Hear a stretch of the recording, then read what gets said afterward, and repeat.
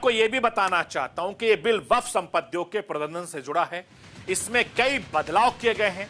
इन बदलावों का मकसद वक्फ संपत्तियों को बेहतर इस्तेमाल करना सुनिश्चित करना होगा। सरकार का कहना है कि इसमें पारदर्शिता आएगी और दुरुपयोग रुकेगा, लेकिन विपक्ष को लगता है कि इसमें अल्पसंख्यकों के अधिकारों का हनन होगा। वक्फ बोर्ड में गैर मुस्लिमों को शामिल करने का भी विरोध हो रहा है।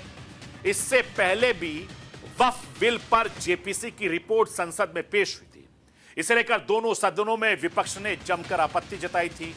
राज्यसभा में नेता प्रतिपक्ष मल्लिकार्जुन खड़गे ने कहा था कि जेपीसी की यह रिपोर्ट फर्जी है।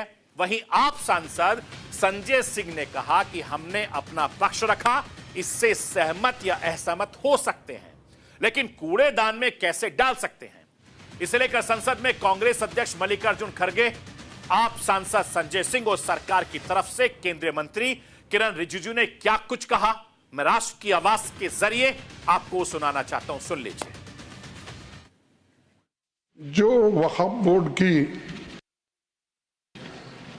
जेपीसी की रिपोर्ट है, जिस रिपोर्ट में अनेक सदस्यों ने अपना डिसेंट नोट दिया है, वो नोट देने के बावजूद भी प्रोसीडिंग से निकालना और उन मेजॉरिटी मेंबर्स के व्यूज सिर्फ उसमें रखकर बुलडोज करना, ये ठीक नहीं है, ये कंडेमेबल है और एंटी डेमोक्रेसिक है, एंटी प्रोसीजर है।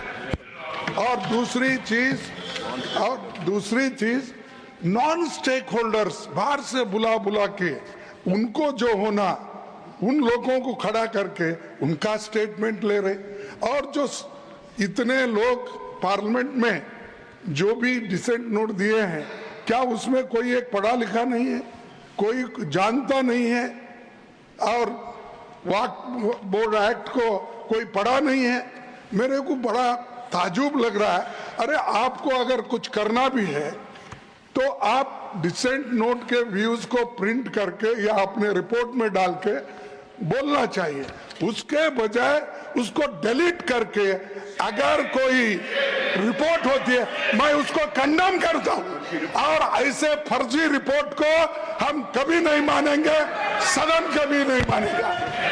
और सर, मैं आपसे बड़ी विनम्रता पूर्वक ये बताना चाहता हूं कि हमने अपना पक्ष रखा।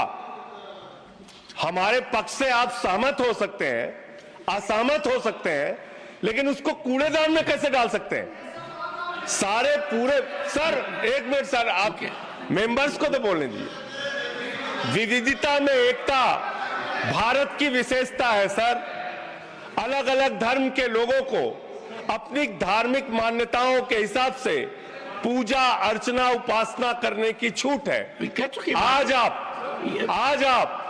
आज आप वक्फ की संपत्तियों को कब्जा कर रहे हैं, कल गुरुद्वारा की करेंगे, फिर मंदिर की करेंगे, फिर चर्च की करेंगे। मैं ये कहना चाहता हूं, मैंने बाहर में कंफर्म किया, चेयरमैन साहब से भी मैंने अभी भी कंफर्म किया, सेक्रेटरिएट से, रूल के मुताबिक जेपीसी रिपोर्ट पूरा का पूरा प्लस एनेक्शियर को भी कोई बिना संशोधन के काटा काटी नहीं करके टेबल किया गया है, ये क्लियर है। उसके बाद भी अगर इन लोगों का कुछ शिकायत है तो ये कोई तरीका नहीं होता है यहाँ में हंगामा करके। आज तो चर्चा का विषय नहीं है सर, आज तो रिपोर्ट को हम लोग का अध्ययन करने का एक जरिया होता है, वो जो सिस्टम ये कैसे कह सकते हैं कि ये काट दिया है ऑन व्हाट बेसिस?